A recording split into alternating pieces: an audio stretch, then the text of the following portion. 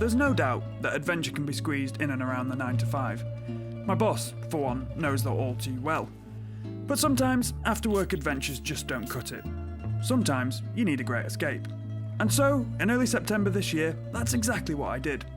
From Pescara in the southeast of Italy, I set off on my grandest adventure to date. A buttock-busting 900-mile pedal to the French Alps. And thankfully, I wasn't travelling solo. I am far too daft for that. I'd convinced a couple of other sprightly bambini to come along for the ride.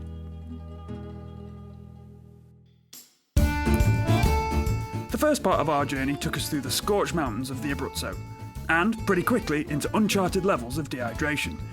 But that was the least of our worries. The roads around the earthquake centre of L'Aquila were a touch bumpy, the rich cuisine was causing havoc with our bowels, and opportunities to cool off were becoming distracting. But, as these guys noted, the scenery was breathtaking, even in the face of mechanical breakdown. Next, it was onto the quiet, rolling countryside of Umbria, for al fresco lunch stops like this, and, of course, to gain further work experience as roadside mechanics.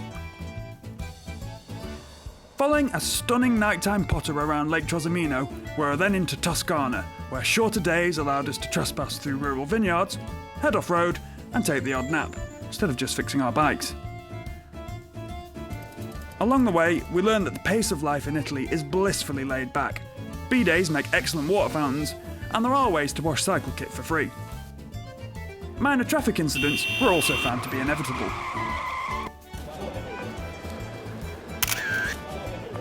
After ticking off the sights, we were then straight back into the big hills.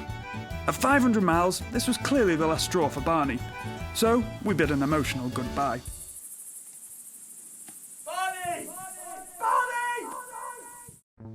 Next up was Patrick, and it's fair to say he didn't have the best of starts. It's gonna go wrong. That's the first one. First one of many. Cycling was quite new to Patrick. A good job then that it was mainly flat and we only had 400 miles to go.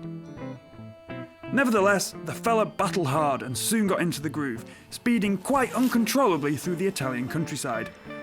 His fearless cycling was rewarded, however, with a stop in Alba, the home of the slow food movement, where we also enjoyed an introspective evening in a Catholic seminary. Just what lads abroad want, right? It was then on to the Alps. A tough battle, but the perfect end to the trip. Indeed, these mountains seemed a fitting metaphor for the adventure as a whole. We worked hard, chatted for hours, breathed in the countryside, and then revelled in the accomplishment at the end of the day. Oh, and quite fittingly, I did it all with a shoe held together with gaffer tape. But there was also another element spurring on this particular adventure: the food. Cycling necessitates eating, and eating necessitates cycling. It's a glorious leap of happiness, and it produces a simple, uncomplicated way of life. You see, the thing is, everything in our modern world comes so instantly. So when you're out on an adventure like this, you really appreciate the next meal when it finally arrives.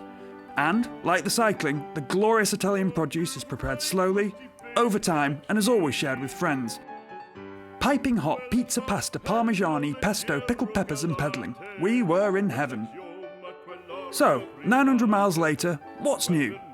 Well, apart from the shape of my thighs, my heinous tan lines, and a chronic hemorrhoid, it's pretty obvious, isn't it? I need to earn some more annual leave.